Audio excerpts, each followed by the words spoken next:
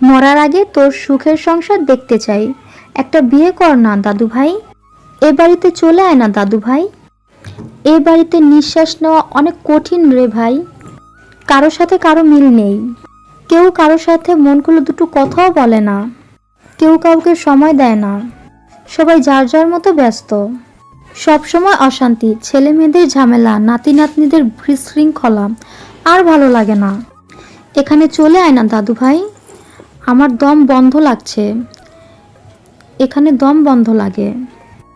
দেখিস, মরে গেলে আফসোস করবি এই বুড়িটার জন্য।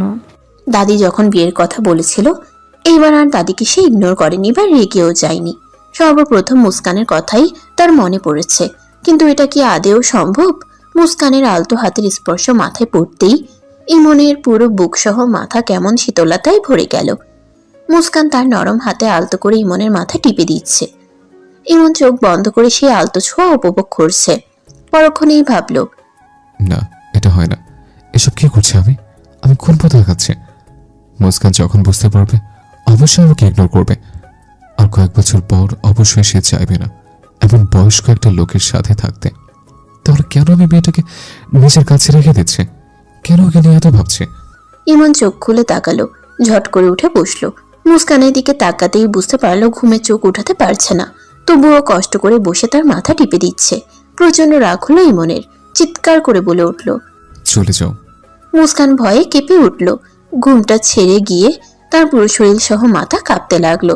ভয় ভয় চোখে ইমনের দিকে তাকাতেই দেখতে পেল ইমনের চোখ দুটো লাল বর্ণ ধারণ করেছে। রাগে ঘন ঘন শ্বাস নিচ্ছে। কিন্তু হঠাৎ এমন রাগের কারণ কি? আমি কি ভুল করলাম কিছু? ইমন আবারও এক ধমক দিয়ে বলল, কি হলো? চলে যাও এখান থেকে। সাথে সাথে মুস্কান কেঁপে উঠল। সেই সাথে একটু পিছুতে চেয়ে বিছানা থেকে পড়ে যেতে নিতেই চোখ দুটো বন্ধ করে ফেলল। বুঝতে পারলো দুটো হাত তার হাত দুটো আঁকড়ে ধরে হ্যাচকে টান দিল। মুস্কান সাথে সাথে ইমনের গায়ের উপর গিয়ে পড়ল। মুস্কান ভয়ে ক্রমাগত কেঁপেই চলেছে। ইমনের বুকটাও ধকধক করছে। মুস্কানকে পড়ে যাওয়ার হাত থেকে বাঁচাতে পেরে স্বস্তির নিঃশ্বাস ছেড়ে বলল, এত কেয়ারলেস কি করে হতে পারো? মুস্কান ইমনের শক্ত করে ধরা হাত ছাড়াতে গিয়েও পারল না। ইমন খুব শক্ত করে ধরে আছে মুস্কানের হাত। দুজনই দুজনের অনেকটা কাছে, একে অপরের নিঃশ্বাস প্রশ্বাস যেন গুনতে পারছে। মুস্কান ভয়ে ভয়ে ইমনের দিকে তাকাতেই তার হৃদয় স্পন্দন কেমন বেড়ে গেল। ঘন দাড়ি গোফগুলো দেখে কেমন বুকের ভিতর তার চেপে ধরল।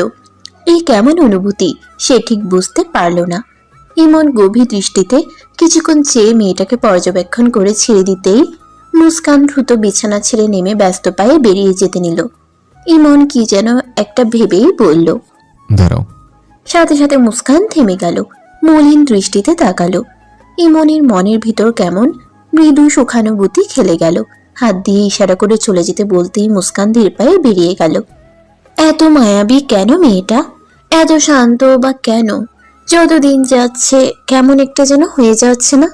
ইমনের রুম থেকে মুস্কানকে বেরোতে দেখতে পেল সায়রী। প্রথমে মুচকে হাসলেও পরে দ্রুত বেরিয়ে মুস্কানকে ডাকলো। মুস্কান যেতেই বলল, কি হলো? মন খারাপ কেন? এত রাত হয়েছে, ঘুমাওনি এখনো? উনি বলল মাথা টিপে দিতে, তাই করছিলাম, কিন্তু হঠাৎ কেমন ধমকে বের করে দিল। বলেই মুখ ভার করলো। সায়রী অবাক স্বরে বলল, কি? আমি কি নিজ থেকে গেছি? বলো আপা, নিজে নিয়ে যে নিজে বের করে দিল। বুঝি না বাপু, এ কেমন মানুষ?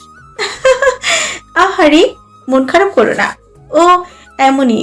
ওকে যদি বুঝতে পারো তো ওর থেকে ভালো মানুষ দুনিয়ায় আর একটাও খুঁজে পাবে না। ও কি করেছে সেটা মাথা থেকে ঝেড়ে ফেলে সকালে নাস্তা রেডি করে ওর সামনে হাজির করো। বেরোনোর সময় এক গ্লাস পানি এগিয়ে দাও, দেখবে ও সবটা খাওয়া। মুস্কান মন দিয়ে কথাগুলো শুনে খুব খুশি হয়ে মাথা নাড়ালো। সায়রী বুড়া আঙ্গুল উঁচু করে বলল, পাক্কা। মুস্কান আঙ্গুলটা ধরে একগাল হেসে বলল, পাক্কা। ইমন রেডি হয়ে নিচে নামতেই দেখতে পেল মুস্কান টেবিলে সব খাবার গুছিয়ে রাখছে। সুপ্তির ক্লাসের জন্য সায়রী বরাবরই 8টার আগেই বেরিয়ে যায়। আজও তাই করেছে। ইমন চেয়ার টেনে বসতেই মুস্কান খাবার এগিয়ে দিল। ইমন স্ট্রেট বসে খেয়ে উপরে উঠে গেল। মুস্কান দ্রুত এক গ্লাস পানি নিয়ে উপরে যেতেই দেখলো ইমন ফাইল নিয়ে বেরোচ্ছে। মুস্কান সামনের গ্লাস ধরতেই ইমন মুস্কানের দিকে তাকালো। মুস্কান এক মুস্কান ভয়ে এক ঢোক গিলে মাথা নিচু করে ফেলল। ইমন ওভাবে তাকিয়েই ডান হাতে গ্লাসটা নিয়ে পানিটা খেয়ে নিল। গ্লাসটা মুস্কানের হাতে দিয়ে যেতে যেতে বলল, দরজা লেগে বাসায় বসে পড়াশোনা করো। মুস্কান ইমনের পিছন পিছন পা চালিয়ে যেতে লাগলো। দরজার কাছে যেতেই ইমন থেমে গেল, মুস্কানও থেমে গেল। ভয় ভয়ে ভাবতে লাগলো কিছু কি ভুল হলো বা কিছু কি রেখে গেছে, থামলো কেন? ইমন পিছন ঘুরে মুস্কানকে পা থেকে মাথা অব্দি একবার চোখ বুলিয়ে দেখে বাঁকা হেসে বেরিয়ে গেল। মুস্কান আগামাতা কিছুই বুঝলো না, হাসিটা দেখে খুশিও হতে পারলো না। দরজা লাগিয়ে এক দীর্ঘশ্বাস ছেড়ে গ্লাসটা রেখে উপরে চলে গেল। এভাবেই দিনগুলো চলতে লাগলো। বাসায় পড়াশোনা, এক্সামের সময় স্কুলে গিয়ে এক্সাম দেওয়া, বাসার যাবতীয় কাজ মুস্কান সামলায়। সেই সাথে ইমনের সব প্রয়োজন অপ্রয়োজনও তার বেশ ভালোভাবেই মুখস্থ হয়ে গেছে। শুধু প্রয়োজন অপ্রয়োজন নয়, কখন ইমনের কি মুড হয়, কখন সে রেগে যায় বা কখন কিসে রেগে যায়, সেসবও ইদানিং বেশ মুখস্থ করে ফেলেছে। যত দিন যাচ্ছে ততই সে এসব বিষয়গুলো এনজয় করতে শুরু করেছে। নিয়ম করে দুবেলা খাবার তৈরি, ছুটির দিনে সুপ্তির সাথে খেলাধুলা, ইমনের যাবতীয় সব কাজ করার মাঝেই তার সময়গুলো বেশ ভালোই যাচ্ছে। নিজের ভিতর তৈরি হতে শুরু করেছে আলাদা এক অনুভূতি। এই অনুভূতির নাম কি দেওয়া যায় সে ঠিক জানে না, কিন্তু এই অনুভূতিগুলো তার বড্ড বেশি ভালো লাগে। ইমন যখন তার সাথে একটু হেসে কথা বলে তখন তার মনে হয় সে পুরো বিশ্বটাই জয় করে ফেলেছে। বিশ্ব জয় করা হাসি তার ঠোঁটের কোণে ফুটে ওঠে। বিশ্ব জয় করা অনুভূতিরা তার মাঝে শিহরণ বইয়ে দেয়। তার ডানা মেলে উঠতে ইচ্ছে করে খুব, কেনই বা করবে না, বয়সটাই তো তেমন। সবে 15তে পা দিয়েছে, মনটা তো একটু বেশি উড়ু উড়ু করবে। কিশোরী বয়সের অনুভূতিগুলো যে বড্ড বেপারোয়া হয়। আজ অফিসের কয়েকজন লোক বাসায় এসেছে, কাজের লোক ছাড়া কেউ নেই বাসায়। সায়রী, সুপ্তি আর মুস্কান একটু শপিংয়ে বেরিয়েছে। মিটিং শেষ হতেই সবাই বেরিয়ে গেল। সায়রীর গাড়ি এসেও থামলো বাসার সামনে। অফিসের পিএ মিস রিতিয়া সায়রী আর সুপ্তির সাথে মুস্কানকেও বেশ লক্ষ্য করলো। প্রথমে তেমন পাত্তা না দিলেও হিসেব নিকেশ করে তার বড্ড খটকা লাগলো। ইমনের মাঝে বেশ কিছু পরিবর্তন তাকে বেশ ভাবাচ্ছিল। পরক্ষণেই ভাবলো তাই বলে এইটুকুন মেয়ে না। সায়রী বেশ লক্ষ্য করলো মুস্কান আজ সব জামা কাপড় সাদা কালারের মধ্যেই নিয়েছে। হঠাৎ সাদা সাদা কেন? ইমনের ভালো লাগা কি গুরুত্ব দিচ্ছে? সে তো দিচ্ছেই, তাই বলে নিজের মধ্যে ইমনের ভালো লাগা ফুটিয়ে তুলতে চাইছে। ও মা গো, এই তো বেশ এগিয়ে। সায়রী রুমে যেতে যেতে ভাবলো সে কতগুলো বছর ধরে পুরো বাড়ির বাইরে ভিতরে সাদা রঙের দেয়াল করে রেখেছে। নিজের রুমের প্রত্যেকটা জিনিসই সাদাই ঘেরা, সাদা কালো জীবনেই বাস করছে।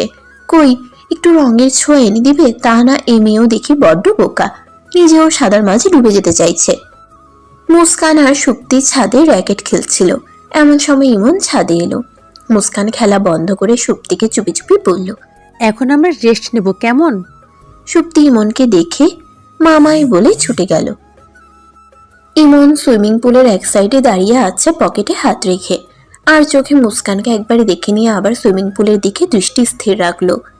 সুপ্তি ওটা সেটা বলছে, ইমন হুহা করছে। এক সময় সুপ্তি বলল, জানো মামাই, আম্মু স্কুলে এক ভাইয়া সৌম্য আন্টিকে চিঠি দিয়েছে। আর জানো চিঠিতে বড় বড় ওয়ার্ডে কি লেখা ছিল? মুস্কান সুপ্তির কথা শুনে চোখ বড় বড় করে বলল, এই যা, সত্যি এটা কি করছে? আপা বলে দিল এইটা ওনাকে না বলতে। মুস্কান তাড়াতাড়ি এগিয়ে বলল, সত্যি চলো আমরা নিচে যাই। ইমন সুপ্তির উৎসুক চাহনি, কিছু বলার প্রবল ইচ্ছা দেখে মুস্কানের দিকে কঠিন চোখে তাকালো। মুস্কান এক ঢোক গিলে মাথা নিচু করে চলে যেতে নিতেই সুপ্তি বলে ফেললো, বড় বড় ওয়ার্ডে লেখা ছিল আই লাভ ইউ। বলেই খিলখিল করে হেসে উঠলো আর বলল, মানে হলো আমি তোমাকে ভালোবাসাই মামাই। ও মামাই, সৌম্য আন্টিকে ওই ভাইয়া ভালোবাসে, আমিও বাসি, মামাও বাসে, সবাই সৌম্য আন্টিকে কত ভালোবাসে, তাই না? তুমিও কি সৌম্য আন্টিকে ভালোবাসো? ইমন বিস্ময় চোখে চেয়ে রইল সুপ্তির মুখের দিকে। মুস্কান স্তব্ধ হয়ে দাঁড়িয়ে রইল। হাত পা তার ভীষণভাবে কাঁপতে শুরু করেছে। বুকের ভিতর কেমন হাতুড়ে পিঠা শুরু করে দিয়েছে। ইমন মুস্কানের দিকে তাকালো।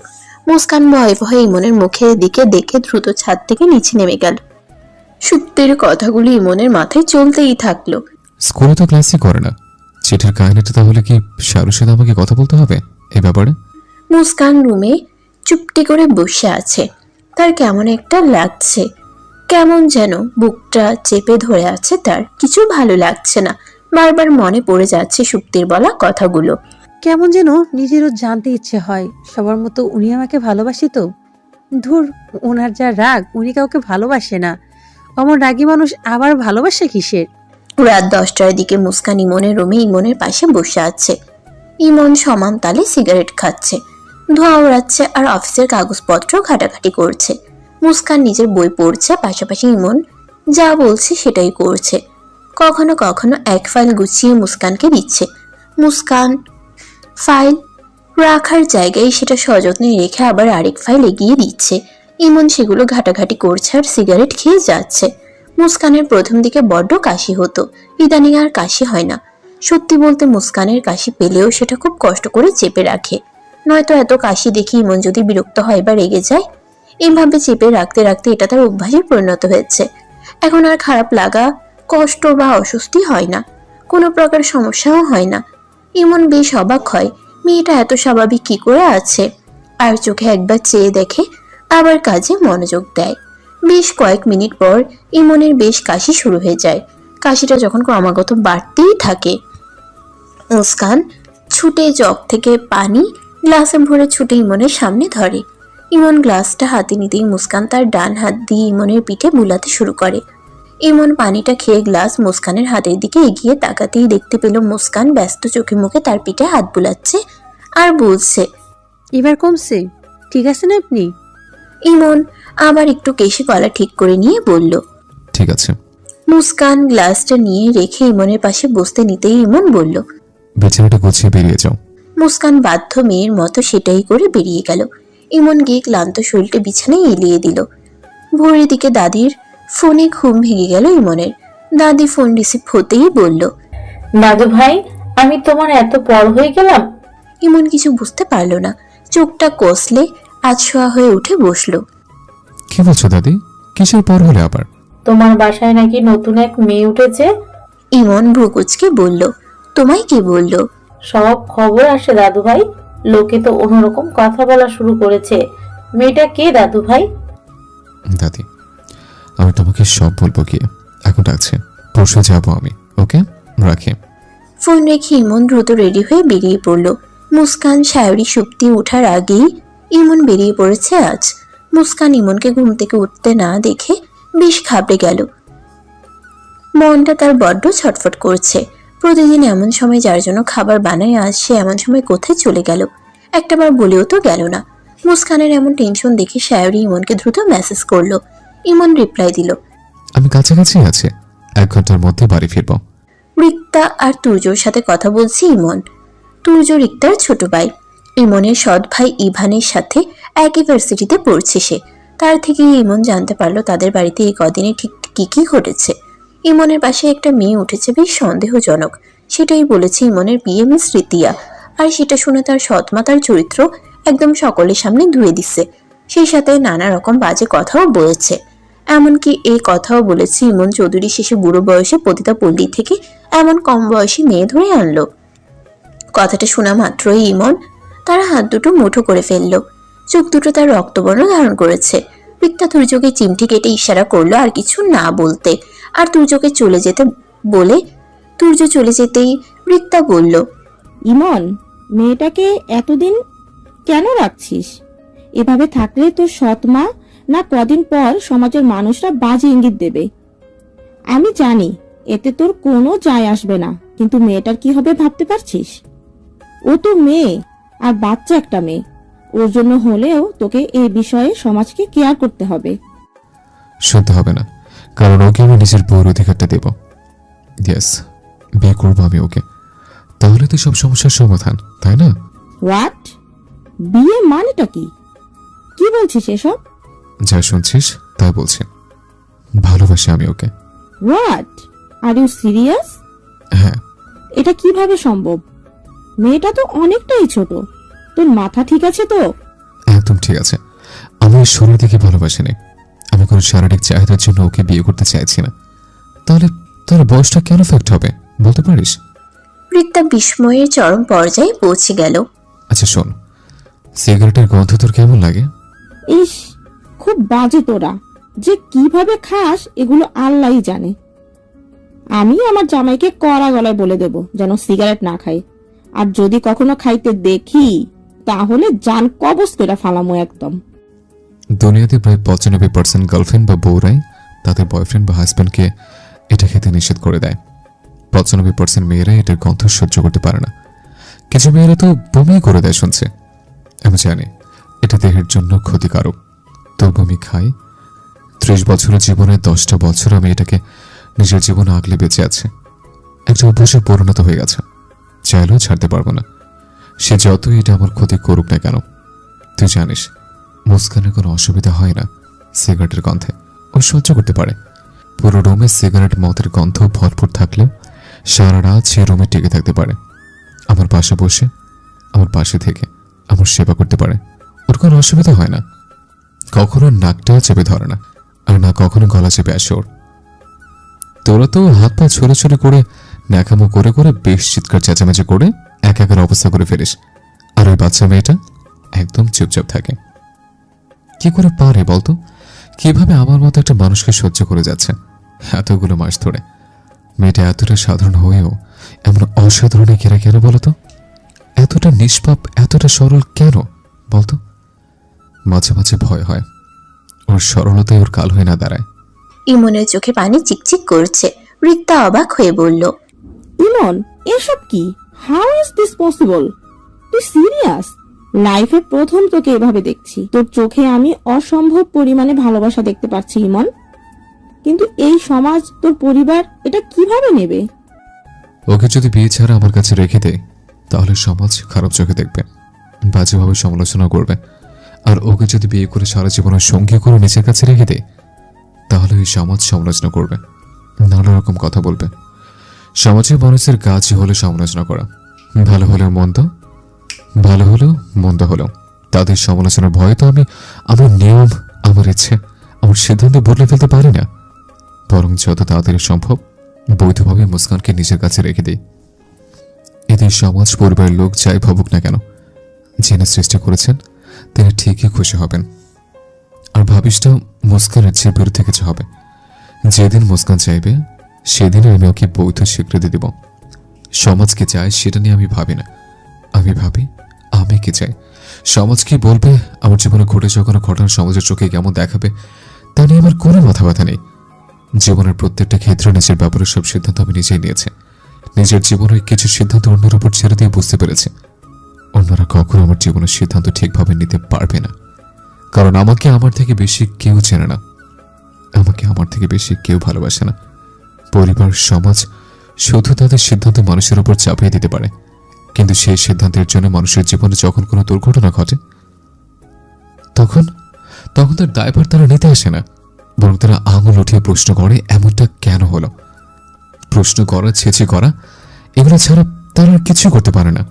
হ্যাঁ, আরেকটা জিনিস বলতে পারে খুব সহজভাবে, ভাগ্যে ছিল তাই হয়েছে। ভাগ্যে কেন থাকবে? নিজের ভাগ্যকে নিজে তৈরি করে নিতে দেবে না কেন? কেন কেন তাদের এত বাড়াবাড়ি? কেন তাদের এত কৌতূহল মানুষের জীবন নিয়ে?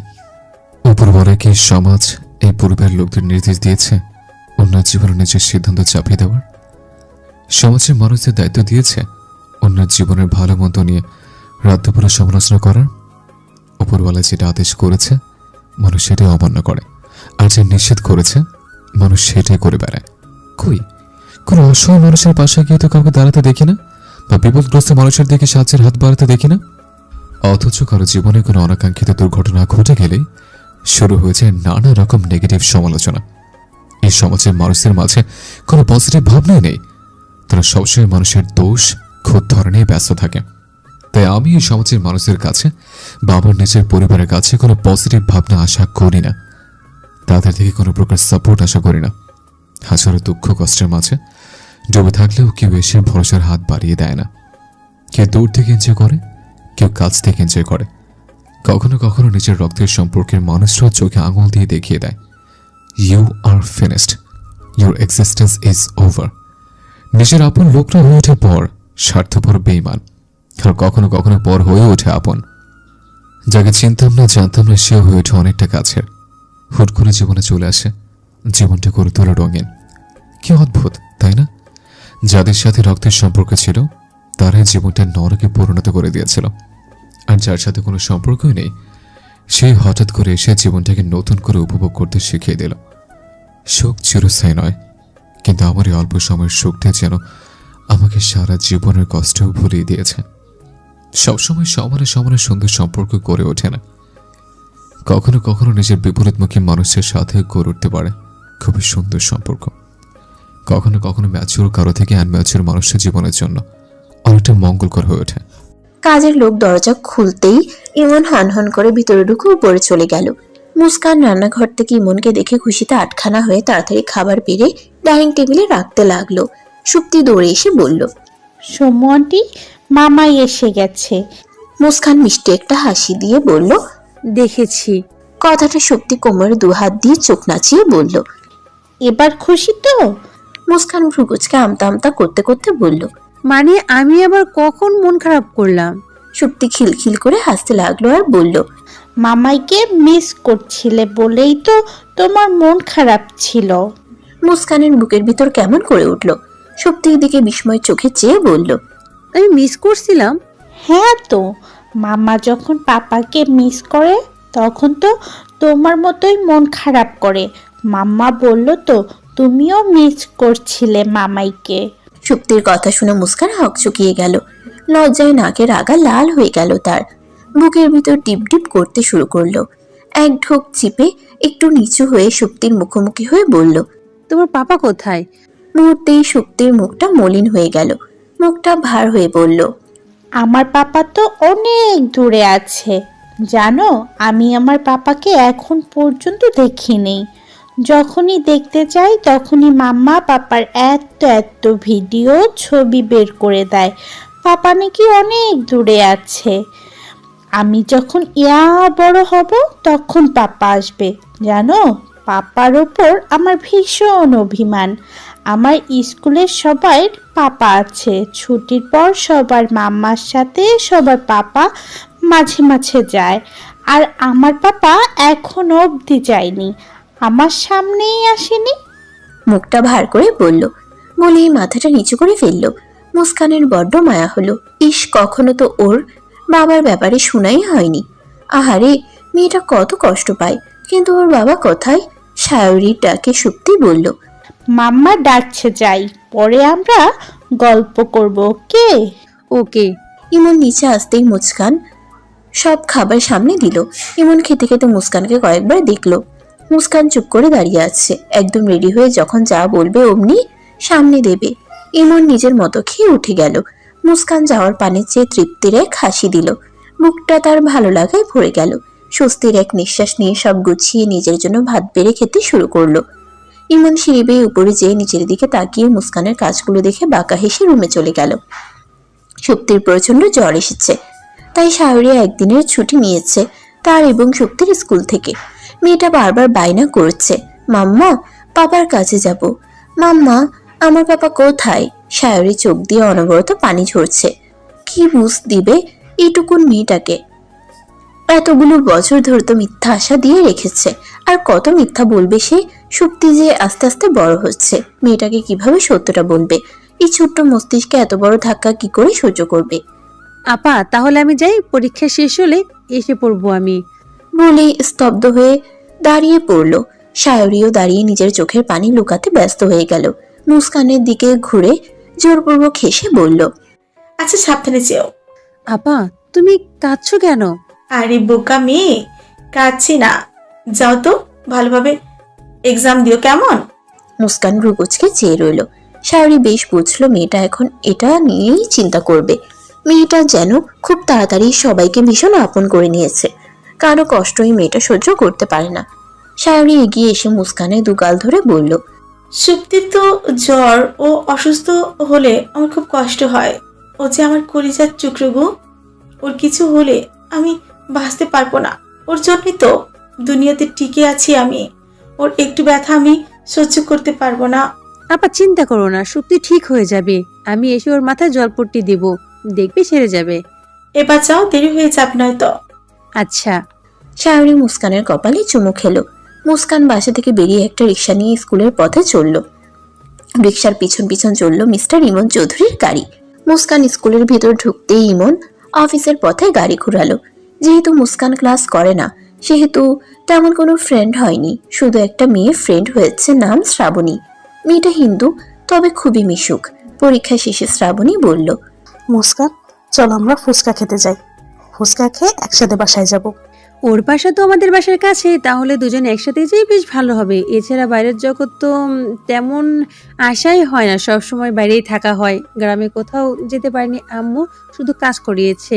গ্রামের ছেলেরা কেমন বদনজরে তাকিয়েছে, আব্বা মা কেউ কোথায় যেতে দেয়নি। সারাদিন কাজে লেগে থাকতে হতো। আজকে একটু না হয় ঘুরতে যাব, বেশ ভালো হবে। শায়রি আপার সুন্দর মুখ, গুণটা বেশ ভালো, মানুষ কি কিছু বলবে না। অফিস থেকে তাড়াহুড়ো করে বেরিয়ে ইমন স্কুলের দিকে চলল। স্কুলে একটু আগে আসতেই চোখে পড়লো মুস্কান সাথে একটা মেয়ে একসাথে দাঁড়িয়ে ফুচকা খাচ্ছে। ইমন গাড়ি থামিয়ে গাড়ি থেকে নেমে দাঁড়ালো। রাস্তার অপোজিট পাশে মুস্কান আর শ্রাবণী ফুচকা খাচ্ছে। ইমন ভাবলো খাওয়া শেষ হলে তারপরই ডাকবে। গাড়িতে হেলান দিয়ে দাঁড়িয়ে সানগ্লাসটা খুললো। সামনের দিকে তাকিয়ে মুস্কানের ফুচকা খাওয়া, সেই সাথে মৃদু হাসি। ধীর স্থির ভাবে কথা বলতে দেখতে লাগলো। ডান হাতে ফুচকা মুখে দিয়ে বাম হাতে মুখ ঢেকে খাচ্ছে মুস্কান। বাম হাতে সাদা কাচের চুড়িগুলো স্পষ্ট দেখতে পেল। বুকের ভিতর কেমন একটা করে উঠল, মনে মনে হাসলো ভীষণ। কম বয়সী মেয়েদের অনুভূতিগুলো বড্ড অদ্ভুত, সেই সাথে এরা বড্ড পাগলি হয়। এদের মাঝে ম্যাচুরিটি আসেনি বলেই বোধহয় এরা এতটা প্রাণ খুলে ভালোবাসতে জানে, যাকে বলে অবুঝ ভালোবাসা। ইমন সানগ্লাসটা চোখে পড়ে বিড়বিড় করে বলল, সাধারণ পরে বলে একে কে বলল এই রং আমার পছন্দ? হয়তো সবসময় সাদা পরি, তাই বলে এটা আমার পছন্দের কালার কে বলল? নিজের মধ্যে ভেবে নেই বোকার মধ্যে সাদা জামা কাপড়, সাদা চুড়ি আর কিসব যেন কিনেছে। ধুর, সেসবের নামও জানি না। চা স্টলে কয়েকটা ছেলে শ্রাবণী আর মুস্কানের দিকে কেমন দৃষ্টিতে যেন চেয়ে রইল। একটা ছেলে জিহবা দিয়ে ঠোঁট ভিজিয়ে লোভাতুর দৃষ্টিতে তাকিয়ে রইল। ইমন একবার ছেলেগুলোকে আরেকবার মুস্কানকে দেখলো। মাথাটা তার কেমন করে উঠল। অতীতটা যেন হুট করেই মাথায় নাড়া দিল। বুকের ভেতর তীব্র ব্যথা অনুভব হলো। সেই সাথে একরাশ ঘৃণা এসে জমলো মনে। ফুচকা খাওয়া শেষে পানি খাচ্ছে মুস্কান। এমন সময় হুট করে ইমন মুস্কানের বাম হাতটা শক্ত করে চেপে ধরলো। মুস্কান ব্যথায় আহ করে পাশে তাকাতেই ইমনকে দেখে চুপ হয়ে গেল। বুকটা তার ধক করে উঠল। কাপা গলায় বলল, আপনি? উনি সেই বদমেজাজি লোকটা না? আমার ভাইয়া তো ওনার অফিসে জব করে। এ ওর কি হয় মুস্কান? উনি তোর কি বড় ভাই? মুস্কান কিছু বলতে যাবে, তার আগে ইমন হে হে করে টানতে টানতে গাড়ির কাছে নিয়ে গেল। শ্রাবণী কিছু বুঝলো না, রিক্সার জন্য দাঁড়িয়ে রইলো আর ভাবলো, পরে শুনে নেব এই রাগী লোকটা ওর কি হয়। চুড়িগুলো ভেঙে রাস্তায় পড়ে আছে। ব্যথায় অসহ্য হয়ে যাচ্ছে মুস্কান, হাত বেয়ে রক্ত পড়ছে। ইমনের ভয়ে সেই হাত লুকিয়ে রাখতে মুট করে কোলে হাত রেখে দিয়েছে। সাদা স্কুল ড্রেসটা রক্তে লাল হয়ে গেছে। চোখে পানি আসলেও এক হাতে পানি মুছে কান্না লুকাতে চাইছে, আর চোখে ইমনের রাগী গম্ভীর মুখটা দেখে ভয়ে কুকড়িয়ে যাচ্ছে সে। আর বোঝার চেষ্টা করছে সে কি ভুল করেছে, কেন এত রেগে গেল তার উপর। ভয়টা ক্রমাগত বাড়তেই থাকলো। ভয়টা যখন মাত্রাতিরিক্ত বেড়ে গেল, তখনই তার শরীরে কাঁপুনি ধরলো। ইমন সামনের দিকে দৃষ্টি স্থির রেখে গাড়ি চালাচ্ছে। রাগে শরীর কাঁপতে শুরু করেছে তার। ইচ্ছে করছে সব তছনছ করে দিতে, কোনোভাবেই নিজের রাগটা নিয়ন্ত্রণ করতে পারছে না। একজন ভয়ে কাঁপছে, আরেকজন রাগে কাঁপছে। গাড়ি বাসার সামনে থামতেই মুস্কান চমকে উঠল। ইমন গাড়ি থেকে নেমে দাঁতে দাঁত চেপে বলল, নামো। মুস্কান গাড়ি থেকে নেমে মাথা নিচু করে ভিতরে ঢুকলো। দৌড়ে নিজের রুমে গিয়ে হাত ধরে কাঁদতে শুরু করলো। কিছুক্ষণ পর কেউ আসছে বুঝতে পেরে কান্না চেপে রাখতে গিয়ে হেঁচকি উঠে গেল তার। ইমন পুরো রুমে চোখ বুলিয়ে কাউকে দেখতে পেল না। নিঃশ্বাসের তীব্র শব্দ শুনে ডান পাশে নিচে তাকাতেই দেখতে পেল হাত চেপে বসে কাঁদছে। ইমন এক ধমক দিয়ে বলল, এখানে কি? ওঠো। মুস্কান কেঁপে উঠল, উঠে দাঁড়িয়ে মাথা নিচু করে ফেললো। ক্রমাগত হেঁচকি উঠছেই তার। ইমন বিছানার কাছে গিয়ে বসলো, হাতে তার ফার্স্ট এড বক্স। কড়া গলায় বলল, এখানে এসে বসো। মুস্কান ভয়ে ভয়ে সেখানে গিয়ে বসলো। ইমন তার বাম হাত সামনে ধরে বেশ ঘাবড়ে গেল। এতটা কেটে গেছে? রক্ত পরিষ্কার করে হাতে ব্যান্ডেজ করতে করতে ধমকে স্বরে বলল, নেক্সট কখনো রাস্তার ধারে দাঁড়িয়ে ফুচকা খাবে না। আর এসব কি পরো হাতে? এসব ফালতু চোর নেক্সট টাইম যেন না পড়তে দেখি। মাইন্ডেড। সায়রী মুস্কানের রুমে ঢুকতে ঢুকতে বলল। কিরে, কার কি হলো? মুস্কান হাতে ব্যান্ডেজ দেখে বলল, কি হয়েছে? সত্যির জ্বর কমেছে। হ্যাঁ, কিন্তু মুস্কানের হাত কাটলো কিভাবে? সায়রী প্রশ্নের উত্তর না দিয়ে ইমন হনহন করে বেরিয়ে গেল। সায়রী ভ্রুকুচকে বলল, যাপ বাবা, এর আবার কি হলো? নাকের ডগায় আছে তো মেজাজ কাহিনী কি? মুস্কানের দিকে চাইতেই সায়রী দ্রুত মুস্কানের পাশে বসে বলল। কি হয়েছে? মুস্কান কাঁদতে কাঁদতে সব খুলে বলল। সায়রী বলল, থাক, আর কখনো রাস্তার ধারে ফুচকা খেও না। অবশ্য এতে তোমার কোনো ক্ষতি বা ওর ক্ষতি হবে, তাই এভাবে রেগে নিষেধ করেছে। আর ব্যথা দিয়ে কেমন নিজেই যত্ন নিয়ে নিল। এত ভালোবাসা কোথায় পাবে? মুস্কানের কান্না থেমে গেল। সায়রীর কথাটা কানে বারবার বাজতে লাগলো। এত ভালোবাসা পাবে কোথায়? সায়রী উঠতে নিতেই মুস্কান বলল, আপা, ব্যান্ডেজ করে দিলে ভালোবাসা বোঝা যায়?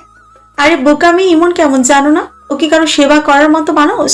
আর তোমার হাতে ব্যান্ডেজ তো আমাকে দিয়েও করাতে পারতো। নিজে এসে করে গেল, তাও আবার ইমন চৌধুরী, যার কিনা নিজের খাবার বেড়ে খাওয়ার কখনো সময় হয় না, সে তোমার হাতে ব্যান্ডেজ করেছে। ভাবা যায়? ইমনের রুমে কিছু একটা শব্দ শুনে দৌড়ে গেল সায়রী। আয়নার কাজ ভাঙা, হাত শক্ত মুঠ করে দাঁড়িয়ে আছে ইমন। টপ টপ করে রক্ত পড়ছে ফ্লোরে। সায়রী ছুটে এসে ইমনের হাত ধরে বলল, এসব কি? পাগল হয়ে গেছিস? কেন এটা করলি? কি হয়েছেটা কি? এত রাগ, এত জেদ, এত ভয়ঙ্কর রূপ এবার একটু বন্ধ করতে পারিস না? এমন কি হয়েছে যে এমন করছিস? কিচ্ছু হয়নি, আমাকে একা থাকতে দে, যা এখান থেকে। ওকে যখন কষ্ট দিয়ে ব্যথা দিয়ে নিজে ঠিক থাকতে পারবি না, তাহলে কেন ওকে ব্যথা দিলি? আর কেনই বা এভাবে নিজে রক্ত ছড়ালি? ইমন কঠোর চোখে তাকাতেই সায়রী রুম ছেড়ে বেরিয়ে গেল। ইমন নিজের রাগটা নিয়ন্ত্রণে আনার চেষ্টা করতে লাগলো। রাতের খাবার নিয়ে মুস্কান ইমনের রুমে আসতেই ইমন ল্যাপটপ থেকে চোখ সরিয়ে মুস্কানকে চেয়ে দেখল। মুস্কান ইমনের পাশে গিয়ে দাঁড়িয়ে নিচু স্বরে বলল, খেয়ে নিন, খাবো না। অল্প করে এনেছি, খেয়ে নিন। ইমন চোখ গরম করে তাকালো। মুস্কান ভয়ে চোখ বন্ধ করে ফেললো। এক ঢোক গিলে বলল, আপনি চাইলে আমি খাইয়ে দিতে পারি। শারি আপা বলল আপনার হাত কেটে গেছে। ইমন ল্যাপটপটা অফ করে সোফায় রেখে দাঁড়ালো। মুস্কানের সামনে দাঁড়াতেই মুস্কান ভয়ে এক ঢোক গিলে ইমনের দিকে তাকিয়ে আবার চোখ নামিয়ে ফেললো। ইমন বলল, মাথা কি খারাপ হয়ে গেছে? আমাকে তুমি খাইয়ে দিবে আর আমি তোমার হাতে খাবার খাবো। কেন? আমার হাতে রান্না খেতে পারেন, আমার হাতে খাবার কেন খাওয়া যাবে না? ইমন হক চকিয়ে গেল মুস্কানের কথা শুনে। কে বলবে দুপুরে এই মেয়েটাকে সে শাসন করেছে? ইমন হালকা কেসে উঠল।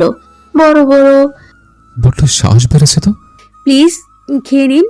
পেটে খিদে থাকলে ঘুম হবে না, আর ঘুম না হলে মাথায় খুব রাগ আর রাগ থাকবে। আর রাগী মানুষকে একদম সিনেমার ভিলেনের মতো লাগে। সামনাসামনি তো আর বলতে পারবো না আপনাকে ভিলেনের মতো লাগে। রাগলে তাই সবার কথাই বলল। কি করে চেয়ে বলল। মুস্কান দ্রুত ইমনের সামনে থেকে সরে খাবার নিয়ে বিছানায় বসলো। ইমন কিছু না বলে বিছানায় গিয়ে বসলো। মুস্কান ওর ছোট হাত দিয়ে সুন্দর করে ভাত মেখে ইমনের সামনে ধরলো। ইমন অপলক ভাবে চেয়ে রইল। এই মেয়েকে কি ভালো না বসে পড়া যায়? আজকে ওর জায়গায় অন্য কেউ থাকলে আমার আচরণের জন্য হয়তো আমার সামনে আসতো না, বা আমার উপর ভীষণ রেগে যেত। আরও আমাকে যত্ন করে খাওয়াতে এসেছে, তার নিজের হাতে মেখে। ইমনের বয়সটা যেন একদম কমে গেল। 5-6 বছরের বাচ্চার মতো চুপ করে শান্ত হয়ে খাবার খেতে বসলো। মুস্কান যখন ইমনের মুখের সামনে খাবার তুলে দিচ্ছিল, তখন ইমনের বুকের ভিতরে চিনচিনে ব্যথা অনুভব হচ্ছিল। যখন থেকে সে বুঝতে শিখেছে তখন থেকে আজ পর্যন্ত কেউ তাকে এভাবে আদর মেখে যত্ন নিয়ে খাইয়ে দেয়নি।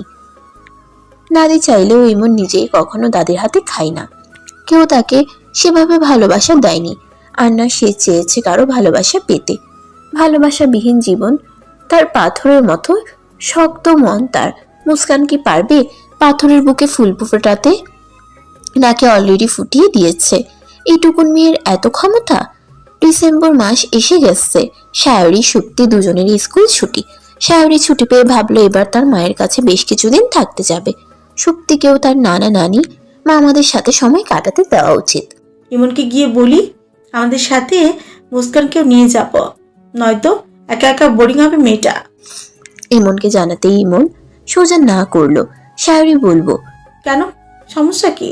শায়রি বলল, ইমন কি করে বলবে মুস্কানকে ছাড়া এতদিন থাকতে পারবে না।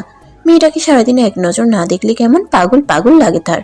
এই বয়সে এসে মনটা এত ছটফট করে তার, যা বড্ড বেমানান লাগে নিজের কাছেই। তবুও মনের বিরুদ্ধে সে যেতে পারবে না। ইমন বলল, আসলে দাদি ওকে দেখতে চেয়েছে, তাই ভেবেছে দাদিকে দেখাতে নিয়ে যাব। আর দাদি চাইছে বাড়ি গিয়ে থাকি কিছুটা, ছুটির যে কদিন আছে মুস্কানের এই কটা দিন ওখানে রাখবো। এছাড়া সবার জানা উচিত, বোঝা উচিত, আর মুস্কানকে সবার সাথে পরিচয় করানো উচিত। কিন্তু মুস্কান তো কিছুই বুঝবে না, বরং বিব্রত হবে। কোনো বিব্রত হবে না, সবটা দেখে নেবো আমি। সব থেকে বড় কথা, দাদির বয়স হয়েছে। বয়স্ক মানুষটা আমার পথ চেয়ে বসে থাকে। মুস্কানের কথা শুনে ওকে দেখার জন্য পাগল হয়ে গেছে। তাই এবার আমার উচিত দাদির কথা রাখা। কথাই বা আছে দুনিয়ায়, তার কথাগুলো রাখলে যদি সে খুশি হয় তো কেন রাখবো না? ও বাড়িতেই একটা মানুষই তো আমাকে মন থেকে ভালোবাসে, ভালো চায়। কিন্তু বাকি লোকগুলো, এরা তো সুবিধার না। চিন্তা করিস না, আমি আছি তো, সব সামলে নেব। এছাড়া সবাইকে চোখে আঙুল দিয়ে সবটা দেখিয়ে দিব। কিছু মানুষ হয়তো ভাববে ইমন চৌধুরী লুকিয়ে কাজ করছে, তাই সেসব মানুষকে দেখিয়ে দিতে চাই ইমন চৌধুরী জীবনে এমন কিছু করেনি বা করবে না যার জন্য তাকে লুকিয়ে কাজ করতে হবে। তাই সেসব মানুষকে দেখিয়ে দিতে চাই। চৌধুরী বাড়িতে কয়েকজনের মুখে হাসি ফুটে উঠল তো কয়েকজনের মুখে বিরক্তি, সেই সাথে ভয় জমল।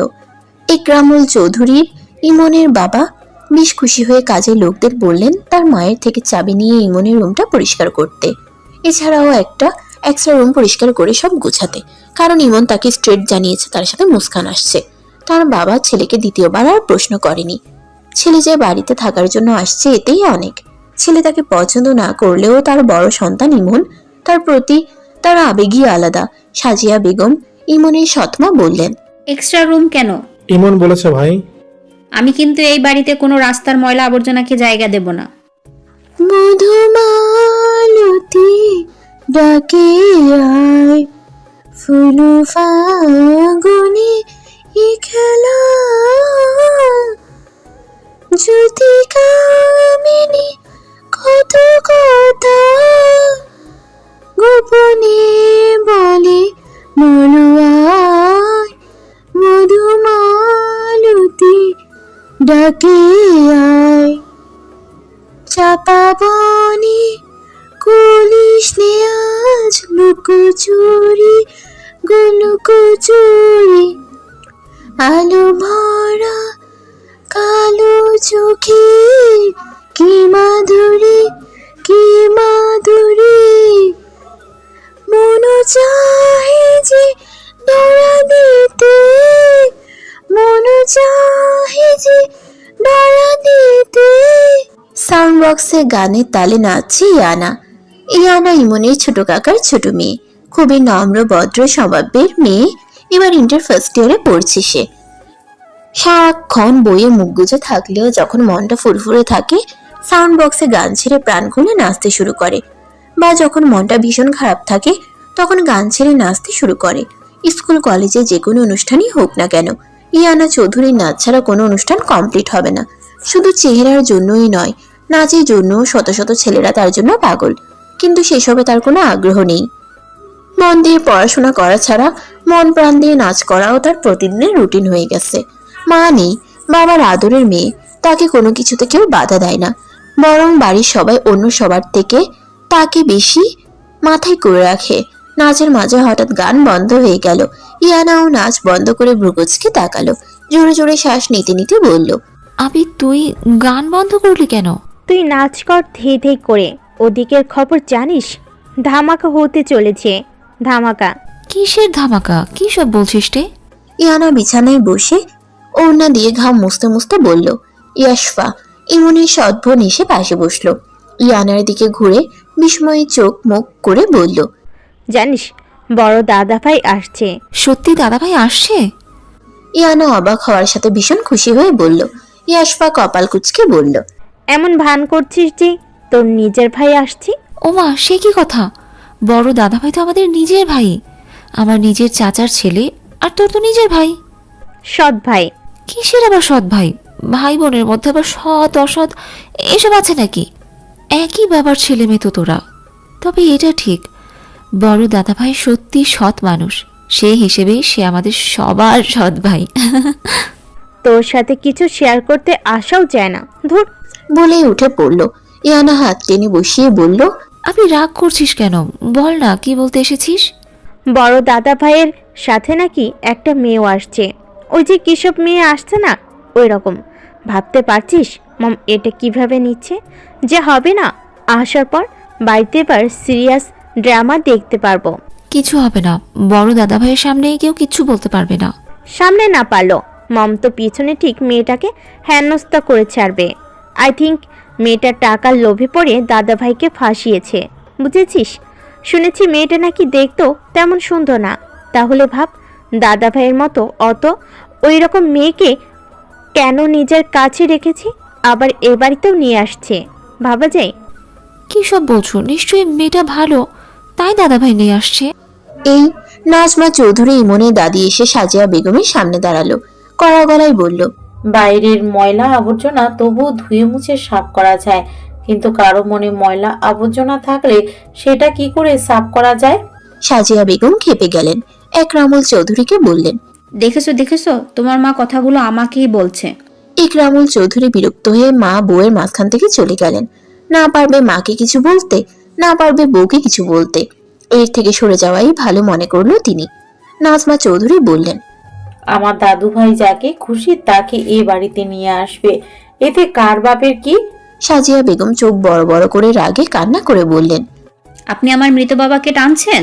আমি কি তোমার মতো বেয়াদবের নাম ধরে কিছু বলেছি? কি আমি বেয়াদব? ইমন আর মুস্কান দুজনই বাড়ির ভিতরে আসতেই বাড়ির কাজের লোক আর নাজমা চৌধুরী হইচই বাজিয়ে দিল। দুজন কাজের লোক তাদের লাগেজগুলো নিয়ে উপরে চলে গেল। মুস্কান অবাক হয়ে সব দেখতে লাগলো। হাই আল্লাহ, এই তো বড় বিশাল বাড়ি, এখানে তো মানুষও বেশি। বাহ, বেশি মজা হবে। ইমন গিয়ে সোফায় পায়ের উপর পা তুলে বসলো। নাজমা চৌধুরী মুস্কানকে অবাক চোখে দেখতে লাগলেন। তার চোখের কোণে পানি এসে গেছে। এই সে কাকে দেখছে? সেই চোখ, সেই নাক, সেই চুল, গায়ের রংটা তার থেকে একটু চাপা। মুস্কান হাঁ করে পুরো বাড়ি চোখ বুলাচ্ছে। ইমন সোফা থেকে গম্ভীর গলায় বলল, মুস্কান, উনি আমার দাদি। মুস্কান এবার মুখটা স্বাভাবিক করে নিয়ে দাদির দিকে তাকালো। কাছে গিয়ে সালাম দিতেই দাদির চোখ গড়িয়ে পানি পড়লো। মুস্কান ভয় পেয়ে গেল। মাথা নিচু করে ফেলতেই দাদি এসে মুস্কানের হাত দুটি ধরে কেমন ছটফট করতে লাগলো। হাত ছেড়ে দুগাল ধরে আদর করতে শুরু করলো। মুস্কানের চোখ দিয়ে পানি ঝরে পড়লো। কত বছর পর কেউ তাকে এত আদর ভালোবাসা দিচ্ছে। মায়ের কথা তার মনে পড়ে গেল। তার মাও তাকে এভাবে আদর করত। নাজমা চৌধুরী মুস্কানকে ধরে নিয়ে ইমনের পাশে বসালো। দুজনের দিকে অপলকভাবে চেয়ে রইল সে। তার চোখ মন দুটোই তৃপ্তিতে ভরে উঠল। ইয়ানা ইয়াশফা দুজনে উপর থেকে এসে একসাথে বলল, দাদাভাই কেমন আছো? ভালো, তোমাদের কি অবস্থা? এই তো ভালো। ইয়াশফা মুস্কানের দিকে নাক সিটকে তাকালো। মনে মনে বলল, ইস, কেমন কে ভূতে বাবা, কেমন আনস্মার্ট, কেমন আনস্মার্ট। দেখতে তো মনে হচ্ছে আমার থেকেও ছোট। কি পড়েছে? সাদা সালোয়ার, আজীব লোক। সব কোথা থেকে ধরে এনেছে দাদাভাই কে জানে। ইয়ানা মুস্কানের দিকে চেয়ে মিষ্টি এক হাসি দিয়ে বলল, তোমার নাম কি? মুস্কান জান্নাত। কাজের লোকরা ইমন মুস্কানের হালকা নাস্তা সামনে এনে দিল। মুস্কান খেতে না চাইলেও দাদি জোর করে মুস্কানকে খাইয়ে দিল। মুস্কানের বুক ফেটে কান্না পেল ভীষণ। এত আদর, এত ভালোবাসা যে পাবে ভাবতেও পারেনি। ইমন মুস্কানের মনের অবস্থা বুঝে বাঁকা হেসে সোফা ছেড়ে উঠে উপরে যেতে নিতেই একরামুল চৌধুরী, সাজিয়া বেগম, ইভান নেমে এলো। দাদা ভাই কেমন আছো? ইমন ইভানের সাথে কথা বলে তার বাবা মায়ের সাথে কথা বলল। সাজিয়া বেগমকে খুব একটা পছন্দ না করলেও কখনো অসম্মান করে না। ইয়াশফা ইয়ানা দুজনেই সোফায় বসে মুস্কানকে দেখে যাচ্ছে। ইয়ানার ভালো লাগলেও ইয়াশফার বিরক্ত লাগছে। ইমন উপরে চলে যেতেই সাজিয়া বেগম আর একরামুল চৌধুরীর চোখ গেল সোফায় নাজমা চৌধুরীর পাশে বসে থাকা মুস্কানের উপর। একরামুল চৌধুরী মুস্কানকে দেখে বিস্ময় চোখে তাকালেন। এই সে কাকে দেখছে? নাজমা চৌধুরী একরামুল চৌধুরীর দিকে চেয়ে বলল, তুই যা দেখেছিস আমিও তাই দেখেছি। একরামুল চৌধুরী চোখ মুখ স্বাভাবিক করে চলে গেল। নাজমা চৌধুরী মুস্কানকে সবার সাথে পরিচয় করিয়ে সাজিয়া বেগমকে করাতে যেতেই সাজিয়া বেগম মুখ ঘুরিয়ে চলে গেল। মুস্কান বেশ বুঝতে পারলো উনি তাকে পছন্দ করলেন না। মুস্কান মন খারাপ না করে ভাবলো, সবাই এত আদর করছে, ভালোবাসছে, একজন অপছন্দ করতেই পারে। ইভান মুস্কানের দিকে কেমন দৃষ্টিতে যেন চেয়ে রইল। মনে মনে ভাবলো, বাহ, একদম টাটকা জিনিস এসে হাজির আমার সামনে। অনেকদিন পর একটা টাটকা জিনিস পেলাম, বেশ জমবে। দাদি আর মুস্কান মিলে অনেক গল্প সল্প করলো। গল্পের ফাঁকে দাদি মুস্কানের থেকে সব জেনে নিল। কিন্তু মুস্কানের নিজের মা নেই শুনে বুকের ভিতরটা কেমন যেন করে উঠল। আর ভাবলো, আমি যাকে ভাবছি সে তো নাও হতে পারে, আবার হতেও পারে। তোর মায়ের নাম কি? নয়নতারা। দুপুর গড়িয়ে বিকাল হয়ে গেছে। মুস্কান দাদির সাথে অনেকটা সময় কাটিয়ে এখন ড্রয়িং রুমে এসেছে। সাজিয়া বেগম বললেন, এই মেয়ে এখানে হাত পা গুটিয়ে বসে আছো কেন? না মানে কোনো কাজ করে দিতে হবে বলুন, আমি করে দিচ্ছি, আমি সব পারি। বাহ, একদম প্রশিক্ষণপ্রাপ্ত কাজের লোক মনে হচ্ছে। সেই এটা হলে ভালো, চলো আমার সাথে। সাজিয়া বেগমের পিছন পিছন মুস্কান চলে গেল। সাজিয়া বেগম অন্যান্য কাজের লোকের কাজগুলো মুস্কানকে দিয়ে করাতে লাগলো। মুস্কান কখনো এত এত কাজ করেনি, বেশ হাঁপিয়ে গেছে সে। তবুও মন দিয়েই কাজগুলো করছে। ইমন উপর থেকে সব দেখছে। এত বেশি সবজি দিয়েছে যে এগুলো কাটতে সন্ধ্যা পেরিয়ে যাবে। পুরো বাড়ির সকলের খাওয়ার জন্য সব সবজি এনে দিয়েছে তাকে। কাজের লোকগুলো সাহায্য করতে গেলেও সাজিয়া বেগম ধমকাচ্ছেন। মুস্কান তাড়াহুড়ো করে সবজি কাটতে গিয়ে তার হাতের বেশ কিছু অংশ কেটে রক্ত পড়তে শুরু করলো। ইমন একবার আহ শব্দটি শুনতে পেল, আর কোনো আওয়াজ পেল না। বাধ্য হয়ে নিচে নেমে রান্নাঘরের দিকে যেতে নিতেই কাজের লোকদের গলা শুকিয়ে কাঠ হয়ে গেল। নাজমা চৌধুরী ইমনকে রান্নাঘরের দিকে যেতে দেখে বেরিয়ে এলো। ইমন রান্নাঘরে গিয়ে দেখলো সাজিয়া বেগম দাঁড়িয়ে আছে। মুস্কান বাম হাতে সবজি কাটছে। সাজিয়া বেগম ইমনকে দেখে মুখে হাসি এনে বলল, তুমি এখানে কিছু লাগবে? মুস্কানকে লাগবে। মুস্কান সবজি তাড়াহুড়ো করেই কাটতে লাগলো। সাজিয়া বেগম বললেন, কাজগুলো শেষ হলেই যাবে, তুমি রুমে যাও। বাড়িতে কি কাজের লোকের অভাব পড়েছে? ইমনের রাগে মাথা ফেটে যাচ্ছে। চোয়াল শক্ত হয়ে এসেছে তার, দাঁতে দাঁত চেপে বলল। সাজিয়া বেগম ভয় পেয়ে গেল। মুস্কান চট করে উঠে দাঁড়িয়ে ভয়ে কাঁপতে লাগলো। নাজমা চৌধুরী এসে বললেন, এ কি, তুই এসব করছিস কেন? ফিরোজা, আশা, তোরা কই? তোরা থাকতে ও এসব করে কেন? দুজনই মাথা নিচু করে ফেললো। মুস্কান এখানে কারো কাজ করে দেওয়ার জন্য আসেনি, আর যদি এসে থাকে তো সেটা আমি মাইন্ডেড। নেক্সট রোগীতে এক গ্লাস পানি ভরে খাওয়ার আগে আমার কাছ থেকে পারমিশন নেবে।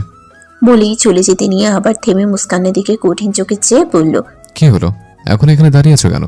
মুস্কান মাথা নিচু করেই ইমনের পিছনে হাঁটা ধরলো। নাজমা চৌধুরী এই দৃশ্য দেখে বলল, বাহ, একদম রাজ্যটো। বুড়ির ভীমরতি দেখে বাঁচি না, ঠিক সময় বিয়ে করলে ওই বয়সে ওর একটা মেয়ে থাকতো। তোমার মতো মূর্খের থেকে আমি কিছু শুনতে চাই না। কি আমি মূর্খ? তা নয় তো কি, ম্যাট্রিক ফেল, আন্ডার ম্যাট্রিকুলেশন। বলেই মুখ টিপে হাসলো। কাজের মেয়ে দুটাও মুখ টিপে হেসে কাজে লেগে পড়লো। সাজিয়া বেগম তেলে বেগুনে জ্বলে উঠলো। তুমি কি ওসব করার জন্য এনেছে? দেখি হাত দেখাও। কি হলো, হাত সামনে আনো। ইমনের ধমকে মুস্কান সহ দরজার বাইরে ইভান, ইয়ানা, ইয়াশফাও কেঁপে উঠল। মুস্কান ভয়ে ভয়ে হাত সামনে আনতেই ইমন হাতটা ধরে বিছানায় নিয়ে বসালো। এই দৃশ্য দেখে দরজার বাইরে তিনজনের হার্ট অ্যাটাক করার মতো অবস্থা। ইমন চৌধুরী, যে কিনা নিজের বেডরুমে কাউকে অ্যালাউ করে না, একমাত্র দাদি ছাড়া কেউ সাহসও পায় না তার রুমে আসার। তার বিছানায় এই মেয়েটাকে নিয়ে বসলো। তবুও যদি বুঝতাম মেয়েটার কোনো ক্লাস আছে, একদম গিয়েও ন্যাপা ন্যাপা দেখতে। ইয়াশফার কথা শুনে ইভান চলে গেল। ইয়ানা বলল, না রে আপি, মেয়েটা ভীষণ কিউট, দেখ। কিউট না চাই, আমাদের মতো ফর্সাও না। দেখ তুই। তো কি হয়েছে, কালো তো না, ফর্সা হলেই সে সুন্দরী এমন তো কথা না। মুস্কানও ভীষণ সুন্দরী, আমাদের কলেজের বাংলা ম্যামের মতো। ইয়াশফার আগে ফুসতে ফুসতে চলে গেল। ইয়ানাও পিছন পিছন চলে গেল। ডান হাতে বেশ যত্ন নিয়ে ব্যান্ডেজ করে দিয়ে বলল, এখানে তুমি কারো কাজ করে দেওয়ার জন্য আসোনি, আর তোমাকে বেশি পাকনামো দেখানোর জন্য এখানে আনা হয়নি। হাত কেটে গেলে মানুষেরা দেখিয়ে চিকিৎসা নেয়, আর তোমার মতো স্টুপিটা লুকিয়ে রাখে। এটুকু বয়সে এত ব্যথা কি করে সহ্য করো তুমি? অবাক হয়ে যায়। ইমনের রাগ দেখে মুস্কানের বেশ ভালো লাগছে। তার ব্যথায় এই মানুষটা এত রেগে যায়, এত যত্ন নেয় কেন? সত্যি কি উনি আমাকে ভালোবাসে? শাড়ি আপা তো বলেছে উনি আমাকে ভালোবাসে, তাহলে আবার বকে কেন? ও, ভালোবাসলে বলেই তো বকে। ছোটবেলায় মাও তো বকতো, আমি ব্যথা পেলে আমাকে ব্যথা দিয়ে তারপর কোলে নিয়ে বাড়ি যেত। স্কুলে নিপার বয়ফ্রেন্ড নাকি ওকে অনেক ভালোবাসে, ও কাঁদলে সে সহ্য করতে পারে না। তাহলে কি উনিও তেমনই? লজ্জায় লাল হয়ে গেল মুস্কান। কি হলো, হা করে কি ভাবছো? মুস্কান মুখটা বন্ধ করে চুপ করে রইল। ইমন বিছানা ছেড়ে উঠে বলল, রুমে থাকো, আমি না আসা অব্দি বেরোবে না। মুস্কানকে তার জন্য যে রুম ঠিক করে দেওয়া হয়েছে সেই রুমে রেখে আসা হলো। মুস্কান প্রথমে কিছুটা ভয় পেলেও পরে ঠিক মানিয়ে রুমটাতে একা থাকতে পারলো। বেশ কয়েকদিন হয়ে গেছে ইমন সারাদিন অফিসের কাজে ব্যস্ত থাকে, বাড়ি ফেরে রাত 11টা-12টার দিকে। ইয়ানার সাথে মুস্কানের বেশ ভাব হয়ে যায়। দাদি আর ইয়ানার সাথেই তার সারাদিন সময় কাটে। মুস্কান তার নিয়মেই প্রতিদিন জেগে থাকে। ইমন বাড়ি ফিরলে তাকে খাবার বেড়ে দেয়, ইমনের টুকটাক সব কাজ করে দেয়। বাড়ির সবাই বিষয়গুলো লক্ষ্য করে, কেউ কেউ বিষয়টা অপছন্দ করলেও কিছু বলতে পারে না। সেদিন প্রায় 11টা ছুঁই ছুঁই, ইমন এসে সারেনি। ইমান গার্লফ্রেন্ডের সাথে কথা বলতে বলতে রুম ছেড়ে বেরোতেই নিচে তাকালো, মুস্কানকে দেখে বলল, বেবি প্রচন্ড ঘুম পাচ্ছে, এখন রাখি। মাহ। ফোন রেখে পকেটে দুহাত ঢুকিয়ে মুস্কানকে দেখতে লাগলো। মুস্কান বসে পড়াশোনা করছে, চোখ বন্ধ করে বের করে পড়ছে, আবার পরক্ষণেই চোখ খুলে খাতায় লিখছে। হাতে কলম নিয়ে মাঝে মাঝে হাত উঠিয়ে উঠিয়ে পড়ছে, খুবই মনোযোগী হয়ে। পাতলা ওড়নাটা বুক থেকে সরে যেতেই আবার ঠিক করে নিয়ে পড়ছে। ইভান লোভাত দৃষ্টিতে চেয়ে আছে। মেয়ে দেখলে তার নিজেকে নিয়ন্ত্রণ করতে খুবই কষ্ট হয়। বাইরে সব উকাজ কুকাজ করে বেড়ায়। বড় বাড়ির ছেলে বলে কেউ কিছু বলতে পারে না। তার দৃষ্টি যার উপর একবার পড়ে তাকে নিজের শিকার করেই ছাড়ে। এবার তার দৃষ্টি পড়েছে এমন একজনের উপর যাকে নিজের কাছে বন্দি করাটা তার বাঁ হাতের খেল ভেবেই বাঁকা হেসে নিচে নেমে আসলো। নিচে এসে বলল, হ্যাঁ মুস্কান। মুস্কান ভয় চোখে তাকিয়ে উঠে দাঁড়ালো। মুস্কানেরও ইভানকে কেমন একটা লাগে। ইভানের তাকানোটা তার পছন্দ হয় না, মনে হয় চোখ দিয়ে গিলে খাচ্ছে তাকে। আমি একটা সমস্যায় পড়েছি, তুমি কি আমাকে হেল্প করবে? কি? আমার খুব ইম্পর্টেন্ট একটা জিনিস খুঁজে পাচ্ছি না, তুমি কি আমাকে হেল্প করবে খুঁজতে? আসলে সবাই ঘুমিয়ে গেছে, তুমি ছাড়া কেউ জেগে নেই। না হয় ওদেরই বলতাম, চলো তো তাড়াতাড়ি খুঁজতে হবে, ওটা লাগবে আমার কালকে। মুস্কান কিছু বলার আগেই ইভান মুস্কানের ডান হাতটা চেপে ধরলো। ইভানের স্পর্শ পেতেই মুস্কানের শরীরটা শিরশির করে উঠলো, কেমন একটা ঘৃণা হতে লাগলো। অস্বস্তি ছড়িয়ে পড়লো পুরো শরীর জুড়ে, গলাটা শুকিয়ে গেছে। খুব ভয় করছে তার, হাতটা এত শক্ত করে চেপে ধরেছে যে ছাড়াতেও পারছে না। উনি আমার হাত ধরলে তো এত অস্বস্তি লাগে না, অতটা খারাপ লাগা মন ছুঁয়েও যায় না। উনি স্পর্শ করলে মনে হয় কতটা পবিত্র মন নিয়ে আমি স্পর্শ করেছে। মনে কোনো প্রকার ভণ্ডামি নেই, কোনো প্রকার খারাপ নেশা নেই, কিন্তু এর স্পর্শ এমন লাগছে কেন? ঠিক যেমনটা ভুড়িওয়ালা লোকের স্পর্শ লেগেছিল। ইভান নিজের রুমে ঢুকেই মুস্কানের হাত ছাড়িয়ে রুমের দরজাটা লক করে দিল। দরজা লাগানো দেখে ভয়ে মুস্কানের অন্তরাত্মা কেঁপে উঠল। মুস্কান কাপা গলায় বলল, দরজা বন্ধ করলেন কেন? আরে ইয়ার, দরজা খোলা অবস্থায় কেউ তোমাকে আমার রুমে দেখলে তোমারই বদনাম হবে। মুস্কান কয়েক পা পিছিয়ে গিয়ে ঢোক গেল ভয়ে। ইভান যত এগুচ্ছে মুস্কান তত পিছুচ্ছে। পিছুতে পিছুতে যেই দেয়ালে ঠেকেছে অমনি মুস্কান ভয়ে ভয়ে বলল, আপনি কি খুঁজে পাচ্ছেন না বলুন, আমি খুঁজে দেই। ইভান দেয়ালে এক হাত রেখে আরেক হাতের আঙ্গুল দিয়ে মুস্কানের গালে আলিঙ্গন করতে করতে বলল, এমন কি আছে তোমার মাঝে যে ইমন চৌধুরীর মতো মানুষ সারাক্ষণ তোমাকে নিয়ে পড়ে থাকে, সবকিছুতে তোমাকে প্রোটেক্ট করে? কি নেশা ধরিয়েছো বেবি? শুধু বড় ভাইকে তোমার নেশায় মাতাল করলে চলবে? আমরাও তো আছি, ওর থেকে বেশি সুখ দেব। ওর হলো 30 আর আমার হলো 23। বলেই চোখ মারল। মুস্কান কেঁপে উঠল, কথাগুলো কানের মাঝে বিষের মতো লাগলো। এত বিশ্রী শোনালো কথাগুলো যে রাগ হলো ভীষণ। এক ঝটকায় হাত ছাড়িয়ে সামনে থেকে সরে দরজার দিকে এগুতেই ইভান ওড়নাটা টেনে নিজের কাছে নিয়ে নিল। মুস্কান ভয়ে ইভানের লোভাতুর চোখ মুখের দিকে একবার চেয়ে, নিজের ওড়নার দিকে একবার চেয়ে লজ্জায় ঘৃণায় ছুটে দরজার সিটকিনি খুলতে গেল। ইভান সাথে সাথেই মুস্কানকে টেনে বিছানার কাছে নিয়ে ছুঁড়ে ফেললো। মুস্কান ভয়ে ভয়ে পিছুতে লাগলো। আমাকে যেতে দিন, দয়া করুন, আমাকে আমার সাথে এমন করবেন না বলেই অনেক আকুতি মিনতি করতে লাগলো। ইভান চোখ বুঝে ঠোঁট দুটো জিহবা দিয়ে ভিজিয়ে নিয়ে এগোতে লাগলো। ইভানের নজরে পড়েছে বাবু, তোমাকে টেস্ট না করে ছেড়ে দেবো? বলেই মুস্কানকে টেনে জোর করে বিছানায় চেপে ধরতেই মুস্কান জোরে এক চিৎকার দিল। ইভান মুস্কানের ঘাড়ে বিশ্রীভাবে ঠোঁট দিয়ে আলিঙ্গন করতেই মুস্কান তার সর্বশক্তি দিয়ে ধাক্কা দিতে লাগলো। তবুও কোনো লাভ হলো না। মুস্কানের কাঁধের জামার অংশ এক হাতে ছিঁড়ে ফেললো। মুস্কান চিৎকার করতে শুরু করলো। তার চিৎকার চার দেওয়ালেই সীমাবদ্ধ রইল।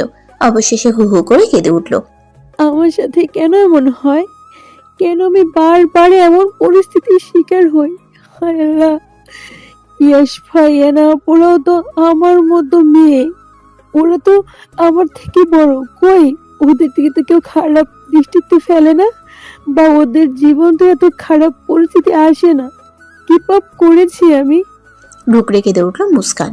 ইভান নিজের শার্ট খুলতে শুরু করলো। মুস্কান ইভানকে এক ধাক্কা দিয়ে সরাতে ইভান আবার বিছানায় চেপে ধরলো তাকে। এক হাতে পেটে খামচে ধরে ঘাড়ে কামড় বসালো। দরজায় 3-4 বার কাঁধ দিয়ে ধাক্কা দিতেই দরজা খুলে গেল। বিছানায় তাকাতেই ইমনের মাথায় রক্ত উঠে গেল। হাতটা শক্ত মুঠো করে রক্ত বর্ণ চোখে তাকালো ইমন। ইভানের ভয়ে গলায় শুকিয়ে গেল। মুস্কান বিছানা থেকে উঠে দৌড়ে গিয়ে ইমনকে শক্ত করে জড়িয়ে ধরে হাওমা করে কাঁদতে লাগলো। এতটা শক্ত করে জড়িয়ে ধরেছে যে কখনোই ছাড়বে না। সে যেন তার সব থেকে নিরাপদ জায়গাটা পেয়ে গেছে। প্রাণপণে সেই জায়গাটা ধরে রাখতে চাইছে। সে কোনোভাবেই হারাতে চাইছে না। ভয়ের মাঝে কঠিন পরিস্থিতিতে মুস্কান নিজের অজান্তেই ইমনকে বুঝিয়ে দিয়েছে সে তাকে কতটা আপন ভাবে, কতটা ভরসা করে। কাজের লোকগুলো মাথা নিচু করে দাঁড়িয়ে আছে। ইমন স্ট্রেট হয়ে পুরো শরীর শক্ত কাঠের মতো করে দাঁড়িয়ে আছে। ইভান বলল, দাদা ভাই, এই মেয়েটা আমার ঘরে এসে দরজা বন্ধ করে দিয়েছে জোর করে আমার সাথে। তুই বিশ্বাস করছিস না? মুস্কানের কান্নায় ইমন বেশ বুঝতে পারলো মেয়েটা প্রচন্ড ভয় পেয়েছে। ইভানের কথা তার কানে গেল না। সে মুস্কানকে 2 হাতে 2 কাঁধে ধরতেই থমকে গেল। রক্ত বর্ণ চোখে ইভানের দিকে তাকালো। মুস্কানকে ছাড়িয়ে নিজের কোটটা খুলে পুড়িয়ে দিল। মুস্কান ভয়ে সমানতালে কেঁপে চলেছে, ঢুকরে কেঁদে উঠছে। ফিরোজা মুস্কানকে ঝাপটে ধরল। ইভান ইমনকে বুঝাতে একটু এগুতে ইমন হাত মুঠ করে নাক বরাবর এক ঘুষি দিল। নাক দিয়ে গল গল করে রক্ত পড়তে শুরু করলো। বাজে ভাষায় গালি দিয়ে ইভানকে আর কিছু বলার সুযোগ দিল না। একের পর এক ঘুষি দিয়েই যাচ্ছে। মুস্কান আরো দ্বিগুণ ভয় পেয়ে যাচ্ছে এসব দেখে। তোর সাহস কি করে হয় ওর গায়ে হাত তোলার?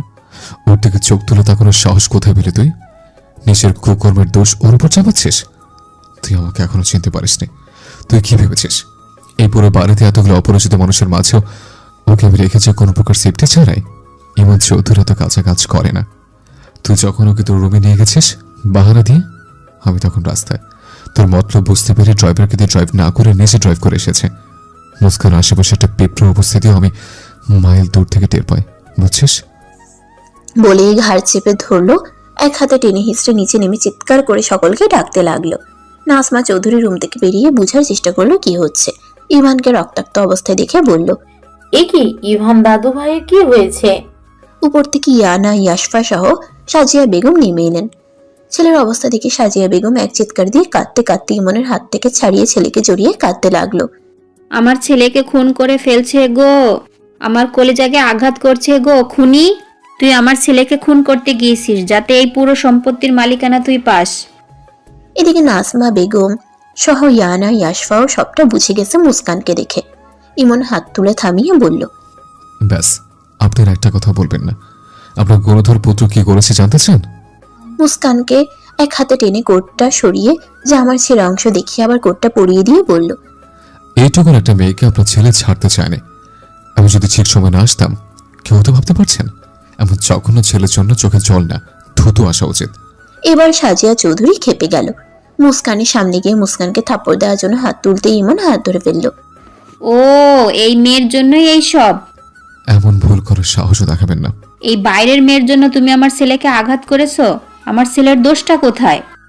যেখানে এ বাড়ির বড় ছেলে পতিতালয় থেকে উঠে আসা মেয়েটাকে নিয়ে দিনরাত ফুর্তি করছে, বড়রা যা করছে ছোটরা তো তাই শিখবে।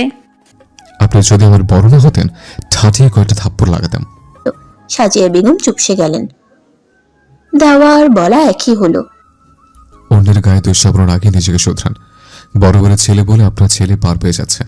বাইরে কি করে বাইরে খোঁজ রাখেন জিজ্ঞেস করবেন একরামা চৌধুরীকে। তার ছোট ছেলের জন্য কতজনের কাছে মুখ লুকিয়ে চলতে হয়, কতজন পুলিশ অফিসারকে ঘুষ খাইয়ে চুপ রাখতে হয়, কতজন মেয়েকে টাকার বিনিময়ে মুখ না খুঁজে বাধ্য করা হয়। সাজিয়া বেগম লজ্জায় মাথা নিচু করে ফেলল। তার ছেলের কুকীর্তি সবটাই তার জানা। এবার নাজমা চৌধুরী বললেন, দাদু ভাই অনেক হয়েছে, আর না, এবার তুমি ঘরের লক্ষ্মীকে যথার্থ মর্যাদা দাও। তোমরা এখানে কি করছো? যাও, উপরে যাও। ইমন ইয়ানা ইয়াশফার দিকে চেয়ে ধমকে বলল। দুজনেই মাথা নিচু করে উপরে চলে গেল। এবার ইমন মুস্কানের দিকে চেয়ে বলল, ফিরোজা, ওকে রুমে নিয়ে যাও, পোশাক পাল্টাতে বলো। সবাইকে পাঠিয়ে এবার ড্রয়িং রুমে শুধু ইমন, সাজিয়া বেগম, নাজমা চৌধুরী আর ইভান ফ্লোরেই ঝিম মেরে পড়ে আছে। ইমন বলল, মুস্কানের বয়স সবে 15। আমি চাইছিলাম না এখনই কিছু করতে। সামাজিক নিয়মে যতটা করা যায় করব। আর এই কোলাঙ্গারকে যেন আমার চোখের সামনে বা মুস্কানের আশেপাশে না দেখি। মুস্কানের আশেপাশে ওকে যদি কখনো দেখি তো জানে মেরে ফেলবো। মুস্কান কোনো পতিতালয় থেকে আসেনি, সময় হলে সবটা সবাই জানবে।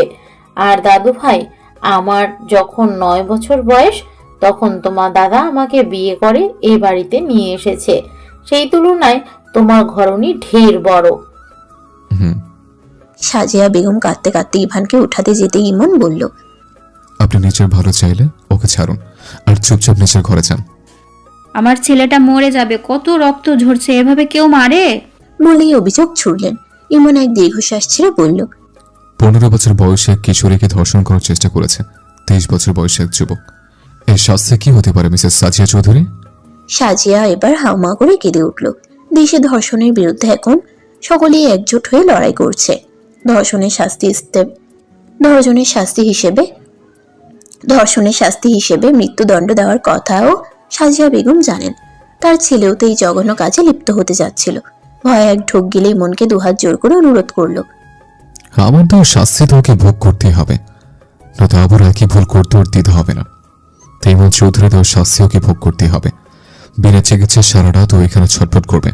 একটা পিঁপড়া যেন ওর ধারে কাছে না আসতে পারে। ইমন, ও তোমার ছোট ভাই। অন্যায় শাস্তি সকলকে পেতে হবে, হোক সে আমার ভাই, আমার বাবা, আমার মা বা আমার স্ত্রী। অন্যায়কারীকে শাস্তি দিতে ইমন চৌধুরী কখনো পেছপা হয়নি, আর হবেও না। মুস্কান বিছানায় 2 হাঁটুর উপর মুখ রেখে কেঁপে চলেছে। ইমন রুমে ঢুকতেই ফিরোজা বলল, আমি দেখছি।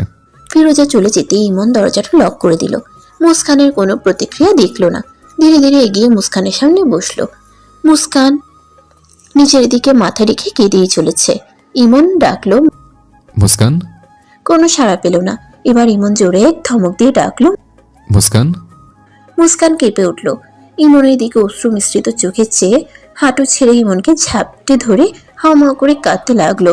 ইমন চোখ দুটো বন্ধ করে গভীর এক শ্বাস ছাড়লো। কিছুক্ষণ পর মুস্কানের কান্নাটা থেমে এলো। হাত দুটো আলগা করে দিল, কিন্তু নিজে সরতে পারল না। ইমনের বুকের মাঝে আবদ্ধ সে। ইমনের হুকুম ছাড়া সেই বুক থেকে ওঠার সাধ্যকেই আর তার আছে? কান্না থেমে একরাশ লজ্জা এসে ভর করল। ইমন মুস্কানের হালকা নড়চড় অনুভব করতেই ছেড়ে দিল। মুস্কান একটু সরে মাথা নিচু করে বলল, আপনি খেয়েছেন? এমন মানসিক অবস্থায় আমাকে নিয়ে ভাবছ? সত্যি মুস্কান, তুমি কি দিয়ে তৈরি? আল্লাহ তোমাকে কোন মাটি দিয়ে সৃষ্টি করেছে? তোমার আত্মায় কিসের সুবর দিয়ে সৃষ্টি করেছে? খুব জানতে ইচ্ছা হয়। এইটুকুর মেয়ের এত ক্ষমতা, এত ধৈর্য, সঞ্চলতা কোত্থেকে আসে? আমি খাবার রেডি করে গিয়ে। মুস্কান উঠতে নিতে নিতে বলল। ইমনের ভাবনায় ছেদ পড়লো মুস্কানের ঘাড়ের দিকে চোখ যেতেই একটানে মুস্কানকে একদম নিজের কাছে নিয়ে এলো। মুস্কান খানিকটা ভয় পেয়ে ইমনের মুখের দিকে তাকালো। ইমন এক হাতে মুস্কানের কোমর জড়িয়ে আরেক হাতে অন্যটা সরিয়ে চুল সরালো। বিস্ময় চোখ চেয়ে আছে। রাগে মাথা ফেটে যাচ্ছে তার। চোখ দুটো রক্তবর্ণ ধারণ করেছে। কামড়ের দাগ স্পষ্ট। মুস্কান ভয়ে চুপসে যাচ্ছে। শ্বাস প্রচন্ড ভাবে ওঠানামা করছে তার। ইমন রাগে কয়েক দফা শ্বাস নিয়ে মুস্কানের ঘাড়ের কাছে আঙ্গুল ছোঁয়ালো। মুস্কান আহ করতেই ইমন হাত সরিয়ে নিল। ইমন বলল, আর কোথাও আমার ব্যথা রয়েছে? মুস্কান লজ্জায় কুকড়িয়ে গেল। ইমনের প্রচন্ড রাগ হলো। কড়া গলায় জিজ্ঞেস করলো, আছে কিনা বলো। মুস্কান মাথা নিচু করে ফেলল। ইমন সেভাবেই মুস্কানকে শক্ত করে ধরে রইল আর বলল, কোথায়? মুস্কান এক হাত পেটের দিকে দেখি, এখানে। ইমন আর কিছু না ভেবে কামিজের পাটটা উঠিয়ে দেখলো নখের বেশ বড় একটা আঁচ। মুস্কান ভয়ে কাঁপতে শুরু করেছে আবারও। ইমন বুড়ো আঙ্গুল দিয়ে পেটের সাইডের দাগটার উপর বুলালো। মুস্কানের পুরো শরীরে কেমন অদ্ভুত শিহরণ বয়ে গেল। যা তার ব্যথা অনুভূত হওয়াটা কমিয়ে দিল। মনের ভিতর অজানা অনুভূতিরা উকি দিতে লাগলো। সেই অনুভূতির কাছে এই সামান্য ব্যথাটা তার তুচ্ছ মনে হলো। চোখ বন্ধ করে ভারী শ্বাস ফেলতে শুরু করলো। ইমন হাত সরিয়ে পেটটা ঢেকে ঘাড়ে তাকালো। খুব বিশ্রী লাগছে তার ডাকটা। ইচ্ছে হলো দাগ পড়া জায়গাটা প্লেট দিয়ে কেটে ফেলে দিতে। মুস্কান যদি ব্যথা না পেত, মুস্কানের ক্ষতি না হতো, তবে সে তাই করত। ধীরে ধীরে হাত আলগা করে দিল। কি যেন ভেবে বলল, মুস্কান, আর কোনো ক্ষতি হয়নি তো? মুস্কানের মুখটা মলিন হয়ে গেল। ছোট হলেও সে ঠিক বুঝতে পারলো ইমন কি বুঝাচ্ছে। মাথা নাড়িয়ে না করলো। ইমন স্বস্তির এক শ্বাস ছেড়ে বলল, দুজন একসাথে এই রুমে খাবো, তুমি এখানেই থাকো, ফিরোজা খাবার আনবে।